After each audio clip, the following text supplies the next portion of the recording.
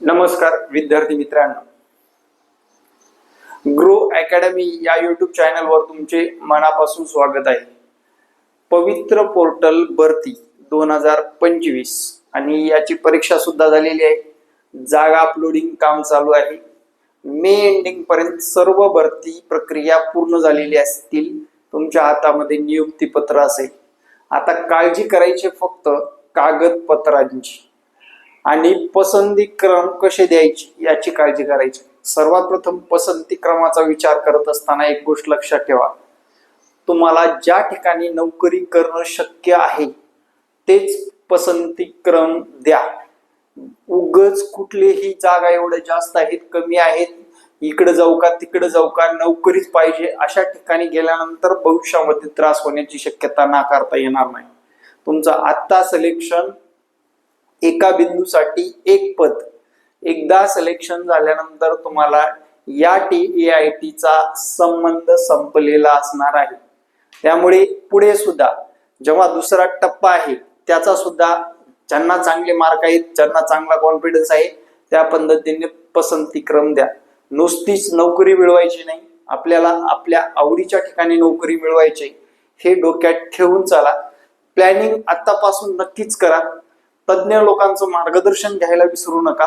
पण लक्षात ठेवा, नोकरी करायचे त्या ठिकाणी आपल्याला पसंती क्रम देता आलं पाहिजे. तज्ञ म्हणजे आपल्या घरातल्या नातेवाईकाचा सर्वात प्रथम विचार करा, त्यानुसारच पसंती क्रम निवडा.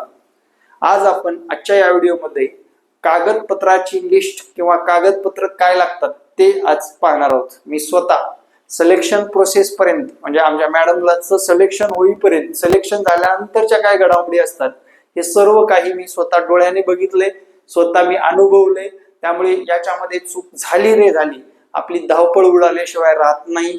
आपल्याला रिजेक्शन पर्यंत काही होऊ शकतं. त्यामुळे कागदपत्राचा हा व्हिडिओ नक्की आपल्या मित्र कंपनीला आणि आपण सुद्धा हा संपूर्ण व्हिडिओ पाहायचा आहे. पहिला मुद्दा, या लोकांनी महत्वाचा अलर्ट देतो. 31 मार्च नंतर NCL ज्यांचं नॉन क्रिमिनल, ज्यांचं डेट बार झालेला आहे, तात्काळ नॉन क्रिमिनल काढायच्या मागे लागा. अगोदर जाऊन आपलं नॉन क्रिमिनल डेट संपलेली आहे का पहा. ते डेट संपलेलं पण लागेल आणि आत्ताच सध्याच्या कंडिशन मधलं पण लागेल. त्यामुळे त्यांनी लगेच काढायच्या मागे लागायचं आहे. ठीक आहे. Number 2, economical weaker section EWS या विद्यार्थ्यांना सांगतोय 31 मार्चला तुमची व्हॅलिडिटी संपते. इकॉनॉमिकल वीकर सेक्शन वाले आर्थिक दृष्ट्या दुर्बल घटक त्यांनी सुद्धा लगेच आपलं EWS सर्टिफिकेट काढायचं आहे. मागचं काढलं होतं नो प्रॉब्लेम, आता नवीन काढणं गरजेचं आहे. ठीक आहे. SCBC नॉन क्रिमिनल लागतं, फक्त ST आणि SC आणि EWS या 3ला सोडलं तर नॉन क्रिमिनल सर्वांना लागतं. ते सर्टिफिकेट काढणं आवश्यक आहे.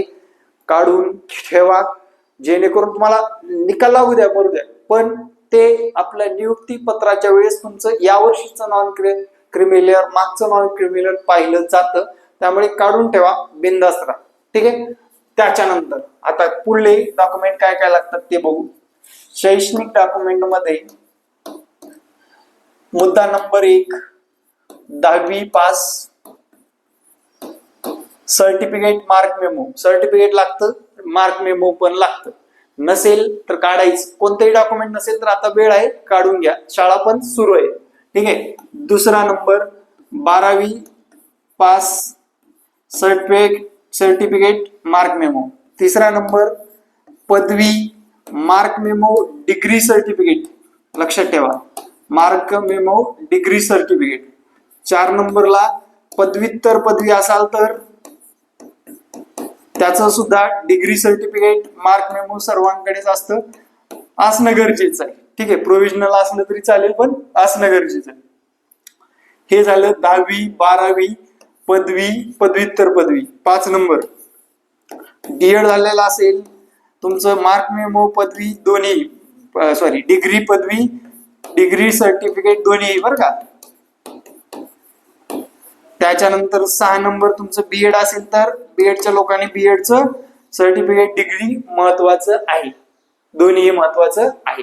त्याच्या पुढे चालू, आता नावात चेंज असेल तर, नावामध्ये बदल असेल तर मॅरिड वुमेनसाठी त्यांनी काय करायचं, गॅजेट किंवा आपलं मॅरेज सर्टिफिकेट सोबत ठेवणं गरजेचं आहे. जर तुम्ही परीक्षेच्या आधी काढलं नसेल तर आत्ता काढून ठेवा, काही प्रॉब्लेम नाही. ते तेवढं बारकाईने बघत नाहीत. ठीक आहे, आधार कार्डवर नाव वेगळं, डॉक्युमेंटवर नाव वेगळं, त्याला सुद्धा सूट आहे, काही होत नाही त्या गोष्टीला. पण तुमचे हे शैक्षणिक डॉक्युमेंट तुमच्याकडे असणं गरजेचं आहे. त्याच्यानंतर सीटीटी, टीईटी, डिजिटल किंवा जे की हार्ड कॉपी आहे ती आपल्याकडे असणं गरजेचं आहे. 2025च्या जूनच्या अगोदरची, नंतर पास झाला ते ग्राह्य धरत नाही. 2025 जूनच्या अगोदरची परीक्षा पूर्वीची टीईटी आणि सीटीईटीचे प्रमाणपत्र काय सर्टिफिकेट असेल ते, सीटीईटीचं प्रमाणपत्र येत नाही तर आपलं डिजी लॉकरवरून मार्क मेमो प्रमाणपत्र त्याची एक कडक झेरॉक्स काढून ठेवायची आहे. त्याच्यानंतर टीआयटी 2025, टीआयटी 2025 वर्षाचं ते मार्कशीट, मार्कशीट जी आहे आपल्याला त्यांनी प्रोव्हाइड केलेलं आहे, डिजिटल मार्कशीट, ती तुमच्याकडे असणं आवश्यक आहे. नसेल तर आता सुद्धा तुम्हाला टेलिग्रामवर इतर ठिकाणी जे की आपलं नाव आणि मार्क आहेत तेही दाखवलं तरी चालेल, त्यात काही अडचण नाही. ठीक आहे, अशा पद्धतीने तुमचे मार्कशीट असणं, तुमच्याकडे हार्ड कॉपी असणं गरजेचं आहे. या सर्व हार्ड कॉपी असणं गरजेचं आहे. त्यानंतर कास्ट सर्टिफिकेट, कास्ट सर्टिफिकेट तुमच्याकडे असणं गरजेचं आहे. हे डॉक्युमेंट तुम्ही आत्ता चेक करून ठेवा. पुन्हा हरवले, मी आता नंतर काढतो, नाही जमत, एकदम लॉट मध्ये ते सरळ सांगतात हे डॉक्युमेंट आणा, नसेल तर तुमचं रिजेक्शन तिथे होत असतं. ठीक आहे, आता पुढली प्रक्रिया म्हणजे पसंती क्रम. तुम्हाला मुलाखत आणि मुलाखत शिवाय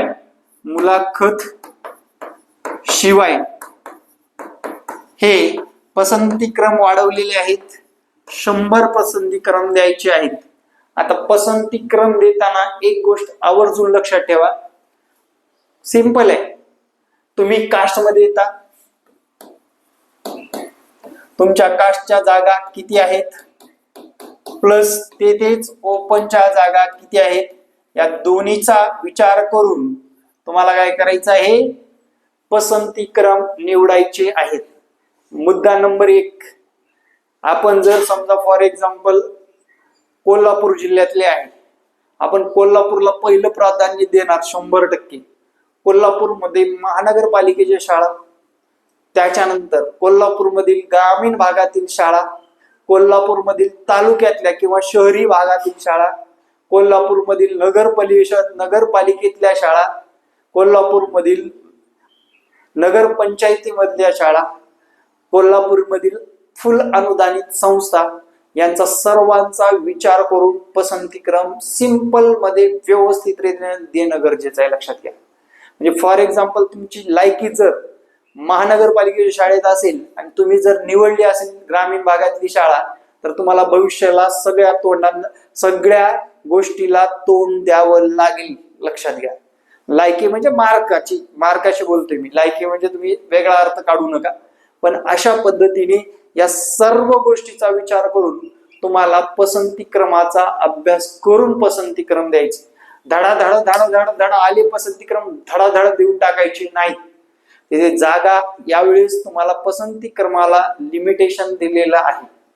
आणि त्याच्यानंतर आपले मार्क बोलतात कुठले, टीआयटीचे मार्क बोलतात. लक्षात घ्या. आपण पसंती क्रम दिलो म्हणजे सक्सेस झालो नाही, मग टीआयटीचं मार्क बोलत असतात. तिथे कोणताही अन्याय होत नाही, फिल्टरायझेशन होतं. फिल्टरायझेशन झाल्यानंतर आपल्याला आपल्या मार्कानुसार योग्य ती शाळा मिळत असते. तिथे अन्याय हा प्रकार नाही. कम्प्युटर जनरेट असतं पूर्णपणे तुमचे सर्व विषयानुसार. कसं आता तुम्हाला पसंती क्रम येणार, कुठले येणार, पसंतीक्रम कुठले येणार, तुमच्या विषयानुसारच येणार, कुठलेही येणार नाहीत, लक्षात घ्या. समजा तुम्ही बीएड केला 1 ते 5 येणार नाही, त्यांनी विचार करून हा बीएडचा विद्यार्थी आहे, सोशल सायन्स आहे, याचे हे बीए ला हे विषय होते, त्याला तेच पसंतीक्रम येणार. मग त्यात किती जागा आहेत महाराष्ट्रामध्ये, त्याप्रमाणे पसंतीक्रम आपण 100 देऊ शकणार आहोत. त्यानंतर मुलाखतीसह पसंतीक्रम, ज्यांना मार्क कमी आहेत ते सुद्धा मुलाखतीचा विचार करून, जागा बघून, आपल्या मार्कावर डिपेंड करतं, आपल्या मार्कावर अभ्यास करा. पसंतीक्रमावर अभ्यास करण्या अगोदर आपल्याला मार्क किती आहेत त्याच्यावर अभ्यास करणं गरजेचं आहे. आता मुद्दा नंबर शेवटचा म्हणजेच सर जागा किती येतील, जागा 20,000 प्लस येतील अशी चर्चा चालू आहे. बघू आपण काय होईल ते. काही लोक म्हणतात 2 डिजिट वरच नंबर येतो, पण 2 डिजिट वर दरवर्षीच येतो, मागच्या वर्षी पण आलाच होता. ठीक आहे, कसा येतो ते सांगतो. कास्टनुसार, कुठे भाषा विषयानुसार 2 डिजिट वर नंबर यायला कुठलीच हरकत नाही, 100% येतो. 10-12 पोरं लागले म्हणून पूर्ण महाराष्ट्र 2 डिजिट वर आहे का? नाही. ओपनचे मेरिट, SEBCचं मेरिट, OBCचं मेरिट जरा टचल चालणार आहे. बाकीचे मेरिट एक नॉर्मल आपलं दरवर्षी प्रमाणेच असणार आहेत.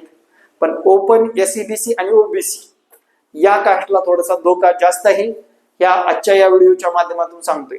शेवटी आपले मार्क एकत्रित झालेले आहेत, पसंतीक्रम आपल्याला देताना त्याचा विचार करायचे, या कारणास्तव सांगत आहे. म्हणजे आपल्या मार्कावर व्यवस्थित अभ्यास करा, निरीक्षण करून आपण कोणत्या जिल्ह्यामध्ये जास्त जागेमध्ये लढलं तर चांगलं आहे का, कमी जागेमध्ये लढलं तर चांगलं आहे, याचा विचार करावा आणि पसंतीक्रम निवडावे.